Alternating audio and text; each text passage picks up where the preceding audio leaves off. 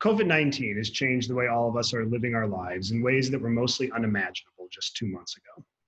As this pandemic plays out across the world, estimates are it will cost the global economy trillions of dollars and potentially many millions of lives will be lost. Bill Gates recently received a lot of attention because of warnings he raised about our lack of preparedness for a pandemic. He's also said he considers there to be three existential threats to humankind: nuclear war, pandemics, and climate change. Today, I want to talk about climate change and what we can do to help prevent a climate change-induced crisis on the scale of the current pandemic.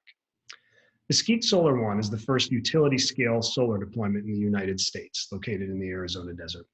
It offsets close to 200,000 tons of carbon dioxide emissions each year and is an example of the clean energy infrastructure we need to deploy more aggressively if we want to reduce greenhouse gas emissions and fight climate change. Unfortunately, comprehensive market-based solutions like cap and trade failed in the United States close to 10 years ago. As a result, we're left with more targeted incentives to deploy new technologies that limit greenhouse gas emissions. One of the biggest barriers to deployment of clean energy technologies today is financing for large-scale projects, oftentimes greater than $100 million per project.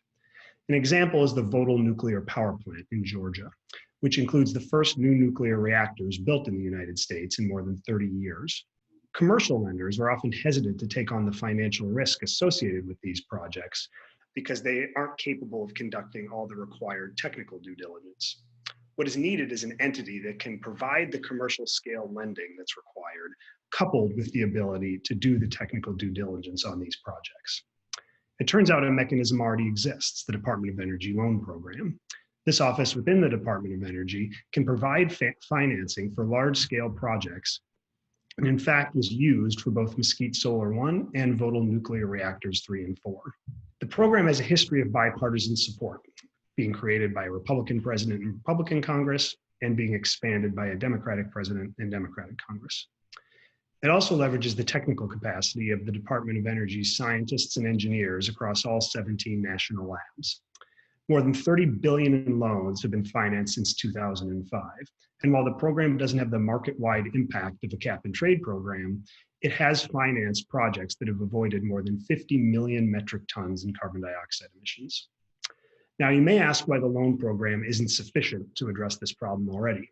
Well, political fallout from high-profile failures like Solyndra slowed the program, and the Trump administration has attempted repeatedly to shutter the program entirely, although unsuccessfully. Critics argue that the program is too risky, but I would argue that continuing to ignore climate change is far riskier. Climate Impact Lab actually estimates that risk at a loss of 1.2% of GDP here in the United States for every degree increase in temperature.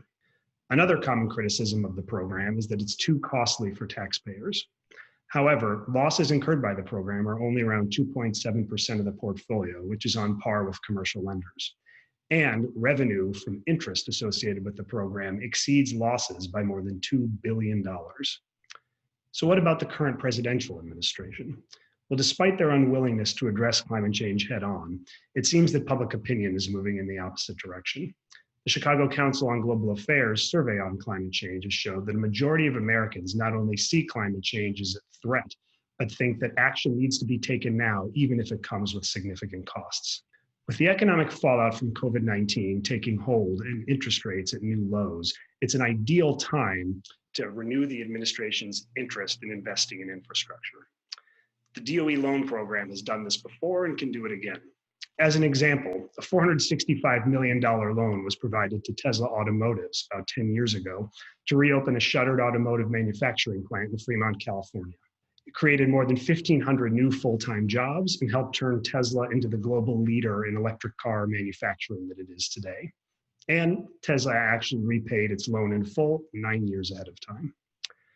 COVID-19 has taught us that what can happen when we aren't prepared for great threats to humankind. We've all seen the unbelievable challenge a virus can pose when unleashed on our nation's largest city. I don't think any of us wants to imagine a future where that invader is a rising Atlantic Ocean. Congress and the president should expand the loan granting authority of the Department of Energy Loan Program now to help prevent a future climate-induced crisis.